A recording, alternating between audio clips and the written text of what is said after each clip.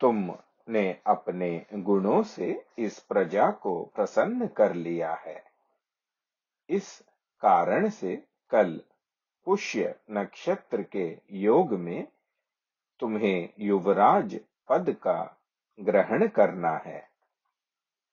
बेटा, यद्यपि तुम स्वभाव से गुणवान हो और तुम्हारे विषय यह सब का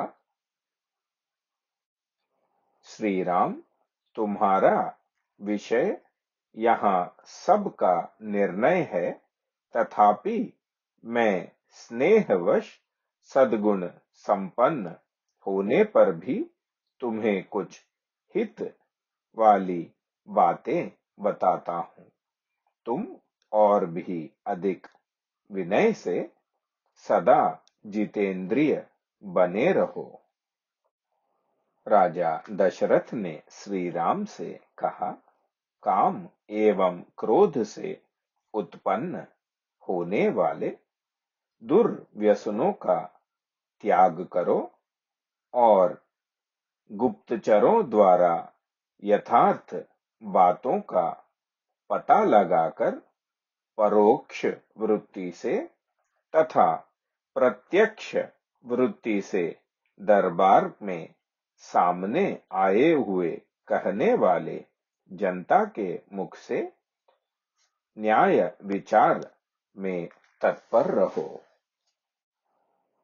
हे पुत्र श्री राम, मंत्री, सेनापति, सभी अधिकारियों तथा प्रजाजनों को सदा प्रसन्न रखो। जो राजा भंडार गृह तथा शस्त्रागार आदि के द्वारा उपयोगी वस्तुओं का संग्रह करके कोष्ठागार में सभी वस्तुओं का संग्रह करके मंत्री, सेनापति, प्रजा आदि समस्त को प्रिय मानकर उन्हें अपने प्रति प्रसन्न और अनुरक्त पृथ्वी का पालन करता है, उसके मित्र उससे सदा आनंदित होते हैं, जैसे अमृत को पाकर देवता प्रसन्न हो जाते हैं। इसी कारण से हे पुत्र, तुम अपने चित्त को वश में रखो और इस प्रकार के उत्तम आचरणों का पालन करो। राजा की यह बातें सुनकर श्री राम का प्रिय चाहने वाले सुहृद माता कौसल्या के पास जाकर राजा दशरथ की बातें सुनने के पश्चात श्री राम के सुहृद तुरंत माता कौसल्या के पास जाकर उन्हें यह शुभ समाचार निवेदन किया।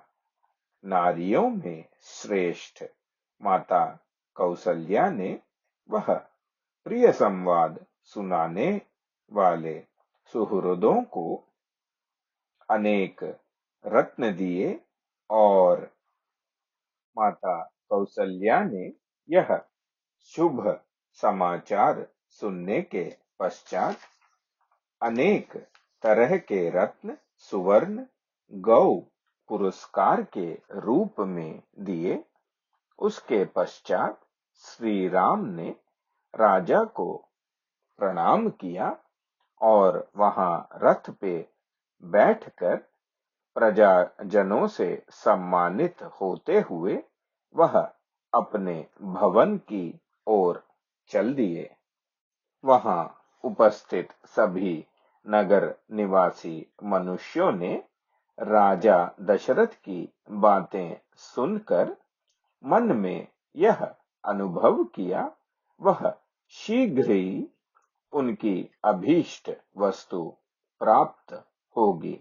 इसके पश्चात उन सभी ने महाराज की आज्ञा लेकर वह अपने घरों को लौट गए और अत्यंत हर्ष से भरकर अपनी अभीष्ट सिद्धि के उपलक्ष्य में देवताओं की पूजा करने लगे।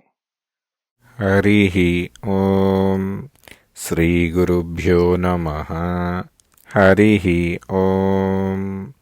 इत्यार्षे श्रीमद् रामायणे वाल्मीकीये आदिकाव्ये अयोध्याकाण्डे तृतीयः सर्गः सम्पूर्णम्।